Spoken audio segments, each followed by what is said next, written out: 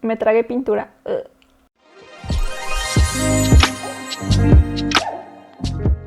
Hola, yo soy Gideon Naff y les doy la bienvenida a Epílogo.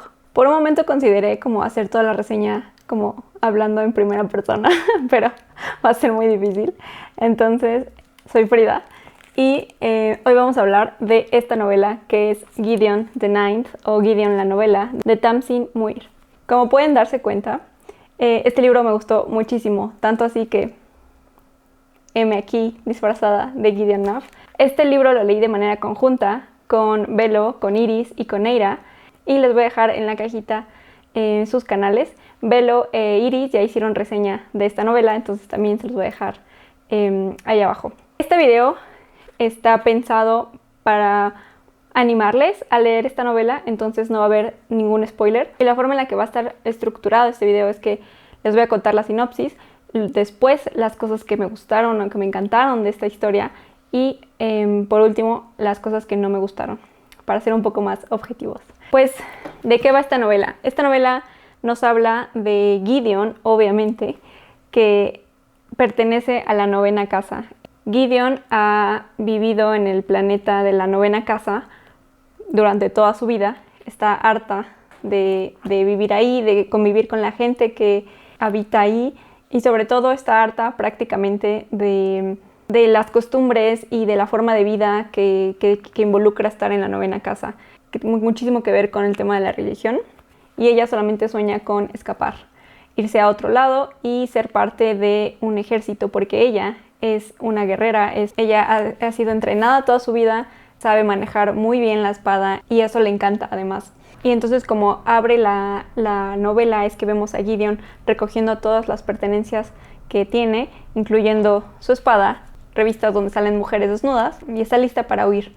Es como la 100ª vez que intenta escapar del planeta y de la novena casa y siempre por una u otra cosa no lo logra, pero esta vez lo tiene todo planeado, todo fríamente calculado y lo único que quiere es escapar. Sin embargo, Harrow, que es la heredera de este planeta, de esta casa, le impide irse, como muchas de las otras ocasiones en las que ha intentado escapar, pero esta vez le ofrece un trato que involucra dejarla libre por siempre. Entonces, en este libro vemos un sistema en el que hay 9 planetas y en cada uno de estos planetas hay una casa, de la 1 a la 9ª. Y en este sistema, el tipo de magia que existe es el de los nigromantes, es decir, magia de la muerte. Pero cada una de las casas tiene habilidades distintas dentro de la necromancia.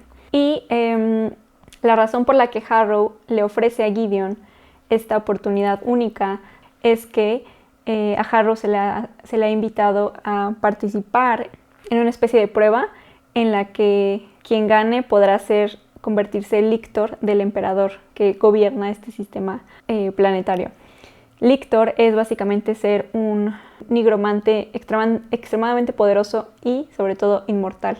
Harrow está súper interesada en esto porque su objetivo es salvar a la novena casa. Y todos los nigromantes deben ir acompañados de caballeros, de alguien que sepa usar la espada. Y en el caso de Harrow, pues sabe que Gideon es una guerrera extremadamente buena. Entonces, a pesar de que Gideon y Harrow se odian a muerte desde la infancia, van a tener que trabajar juntas para poder cada una obtener lo que quiere. Y de ahí nos embarcamos con ellas rumbo a otro planeta que es Canaan House, donde se van a encontrar con el resto de los participantes y herederos de las otras 8 casas. Entonces vamos a conocer a esta serie de personajes que cada uno es muy interesante por sí solo, pero que la combinación entre ellos y las relaciones entre ellos son extremadamente divertidas. Como mencioné, en Canaan House van a intentar pasar esta serie de pruebas para convertirse en lictors del emperador. Y pues hasta ahí vamos a dejar la sinopsis, pero ahora viene como mi opinión, y es que esta es una novela que rompe un poco con los géneros porque es fantasía primordialmente, pero tiene toques de sci-fi. Y encima tiene un enorme porcentaje de misterio.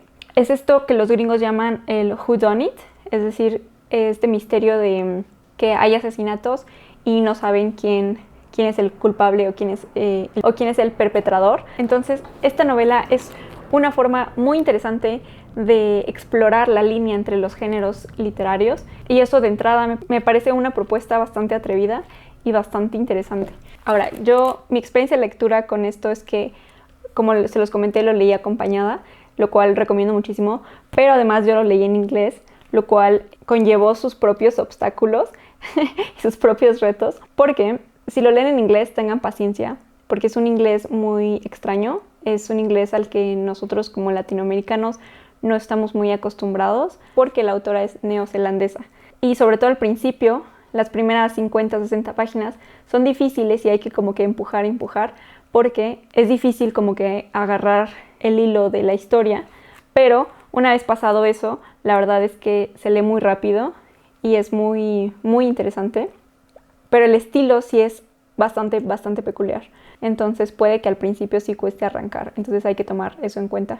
Y es particularmente difícil en las escenas de batallas, eso también hay que decirlo, pero pues a pesar de estos tropiezos que puede causar el estilo narrativo de la autora, vale muchísimo la pena adentrarse y traspasar eso, porque al final como lectora tienes una recompensa muy interesante de una historia increíble.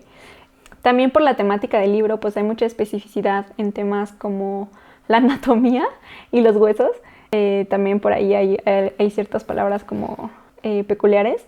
Otra advertencia es que sí hay escenas de violencia, pero digamos no a cuadros, sino más bien como las consecuencias de violencia. Y no es precisamente gore, pero sí hay una que otra escena medio macabrilla. Entonces eso también como advertencia. Y pues esta novela y sobre todo este mundo y los personajes me gustaron tanto que aquí estoy fangirleando, y esto no me pasa a menudo. Es muy raro que me meta al fandom de una saga, es muy raro que me encante tanto una historia que decida yo meterme al fandom de esta manera.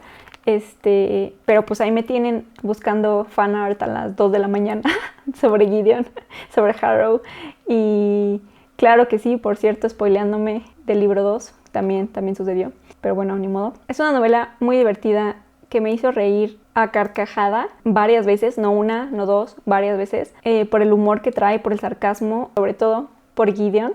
Gideon es muy divertida. Y antes de pasar a las cosas que me gustaron del libro como tal, sí decirles que la autora deja un sinfín de cosas abiertas al final de este libro. Hay muchos cabos sueltos, hay muchas líneas que no sabes qué pasó con ellas, que obviamente dan pie al segundo libro, y deja muchas cosas por desentrañar, por descubrir. Hay muchas preguntas que dejó como en el aire, y eso es algo como obviamente que empuja a que leas el segundo libro, pero tampoco acaba precisamente como que en un cliffhanger, es decir, no te deja ahí como colgado sobre algo muy importante. Digamos que cerró como con las cosas más relevantes que se abrieron en este libro, y obviamente dejando algunas líneas para el segundo libro y para que exploremos más el mundo y el sistema planetario en el que estos 9 planetas están coexistiendo. Ahora sí, lo que me gustó de Gideon the Ninth. Lo primero es el desarrollo de personajes, el desarrollo de relación específica entre Gideon y Harrow me pareció sublime. Vemos a estas 2 mujeres que se odian desde la infancia y cómo tienen que trabajar juntas para un objetivo que no es precisamente común, sino que se alinean sus caminos por los objetivos que ellas están buscando. Y me parece que esta relación de cómo empiezan a soportarse entre ellas y cómo empiezan a ser leales la una con la otra es hermoso. Yo amaba cada una de las interacciones que había entre las dos. Luego, otra cosa que me encantó fue el sistema de magia. Todo este tema de la necromancia me parece súper interesante, y yo quería saber más sobre los teoremas, sobre cómo se usa, sobre cuáles son las limitaciones, cómo funcionaba, cómo se lo manejaba en las diferentes casas, porque una vez que descubres que cada casa tiene una especialidad distinta, es como, necesito saber cómo hacen cada una de esas cosas, y también eso me lleva a que me dieron muchas ganas de saber la relación que existe entre las casas, porque te enteras que la 9ª casa era como que la relegada, y en realidad había como que esta interacción entre las demás casas que la 9ª no tiene, y era como, ¿cómo se van relacionando estas casas entre sí? Me parece muy interesante. Otra cosa que me encantó de este libro es que la autora no te hace infodump, no te avienta toda la información sobre el sistema de magia a ti como lectora, sino que nos va dando pedazos de información aquí y allá y tú como lectora vas como que recogiendo las piezas y recogiendo las migajas. Y por eso mismo hay muchas sorpresas, porque puedes ir como armando tus teorías, pero en realidad nunca tienes la suficiente información como para empezar, como para que no te sorprendan cuando vas cambiando de capítulos. Los personajes fueron mi cosa favorita de esta novela, y es una novela que se rige muchísimo por la evolución y el desarrollo de los personajes. No solamente Gideon y Harrow, que las amo, obviamente, pero personajes de las otras casas como Palámides, como Camila, como Jean-Marie y como Isaac, me parecen muy interesantes. Magnus, desde luego, y te vas encariñando muchísimo con los personajes porque están muy bien construidos. Cada uno tiene sus particularidades. Hay detalles como el hecho de que, por ejemplo, Jean-Marie y Isaac, que son adolescentes, que tienen 14 y 15 años, cuando hablan como que medio susurran. Entonces la autora lo que hace es como que poner en una fuente más pequeña sus diálogos, y es como muy chistoso. A mí me parecía muy divertido. Y ese tipo de detalles, como me parece una historia muy bien cuidada en ese sentido, porque se ve que la autora estudió muchísimo su mundo, estudió muchísimo sus personajes, los tiene bastante bien controlados, sabe qué hace quién, y eso me parece que se transmite a través de las páginas. Otra cosa que tiene muchísimo que ver con este estilo es el sarcasmo en la escritura que tiene Tamsyn Muir. Es mi tipo de humor, es mi tipo de libro. Casi todas las interacciones de Gideon me daban risa, obviamente en la primera mitad. Y eso me lleva a la personalidad de Gideon. Gideon atraviesa las páginas. Gideon es un personaje súper bien hecho. Es más, mírenme, o sea, aquí estoy de ridícula frente a la cámara, disfrazada de la tonta de Gideon, porque la amo, porque es increíble, porque me hizo reír muchísimo y me hizo buscar un montón de fanart. ¿Qué más? Me gustó que hubiera estas gotitas de romance a través del libro, pero que no sobrepasaran o no volcaran la trama para centrarse en el romance.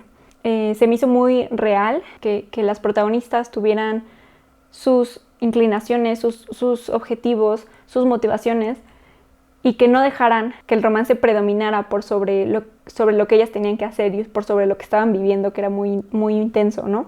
Harrow tiene que salvar su casa. Gideon en Cannon House se ve envuelta en las relaciones con las otras casas y les empieza a agarrar cariño a varios de ellos. Entonces, cada una trae como su propia agenda, y me gustó este hecho de que la autora no tirara todo por la borda por darle prioridad al romance. Eso me deja hilar con el siguiente punto que me gustó, que es que tenemos personajes queer, mayoritariamente lesbianas. Siempre es un plus para mí cuando hay personajes queer, y punto. Otra cosa que me encantó es lo que ya mencioné, que es una novela que rompe con los géneros, que se permite jugar y ser flexible entre fantasía, ciencia ficción, misterio, y va agarrando elementos de las tres para formar esto que es este mundo, ¿no? Y además no es una fantasía ortodoxa, que eso también me encantó, ¿no? Y como último punto de las cosas que me gustaron es este tema de que la autora mete muchísimos guiños a temas de la Biblia. Yo le decía a Iris y a Eira en la primera reunión que tuvimos sobre Gideon que yo no sé mucho de la Biblia, pero yo recordaba que Gideon era un nombre de la Biblia, un personaje pues de la Biblia. Me puse a investigar, y de hecho en hebreo Gideon significa guerrero poderoso, lo cual tiene muchísimo sentido, obviamente. Y Gideon en esta historia de los hebreos comandaba ejércitos, entonces eso me pareció como muy interesante.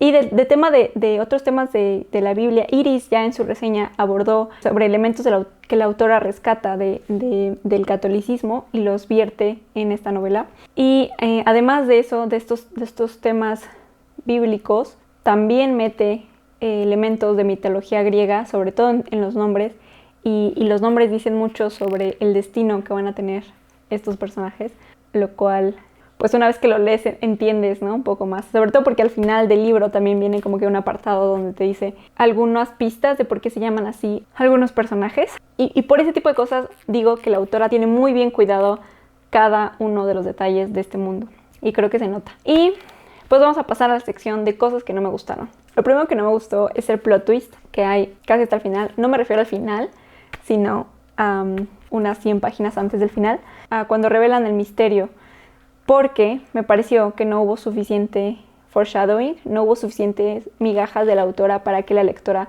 pudiera armar ese tipo de teorías. Creo que fue un poco inesperado y me tomó un poco por sorpresa, no porque fuera un buen plot twist, sino porque en mi cabeza como que no lo... faltaba ahí como que un engranaje que hiciera sentido para que me explotara la cabeza, ¿no? Por otro lado, me hubiera gustado más que explorara el tema de la religión que menciona, sobre todo en los primeros capítulos, cuando todavía estamos en la 9ª casa. El tema de la religión con la magia, mezclado con la magia, me parece algo muy interesante que seguramente saldrá mencionado en los otros libros, pero por ahora con una primera impresión sobre esto, ¿no? Y sobre muchas preguntas, obviamente, sobre todo en la 9ª casa, ¿no?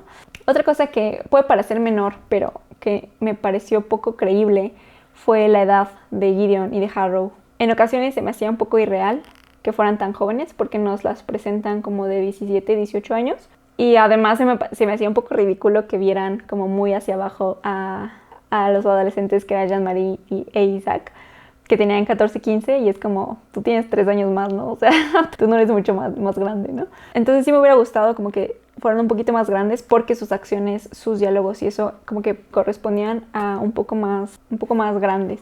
Pero bueno, eso no es muy importante. Y pues creo que eso sería todo. Yo amé este libro, me encantó muchísimo. Definitivamente, es más, ni se los voy a decir porque es obvio que va a estar en mi top de libros de 2020. No puedo esperar a leer Harrow. Y pues nada, yo les invito a que lean Gideon. Si ya leyeron Gideon, por favor, no pongan spoilers abajo. O si van a poner spoilers, para hacer su comentario pongan spoilers en mayúscula y luego como 3 espacios y ya pongan el comentario, porque no quiero que nadie se spoile en los comentarios. Y pues eso sería todo. Muchas gracias por escucharme, muchas gracias por verme y nos vemos en el próximo episodio. Hasta luego. We do bones, motherfucker.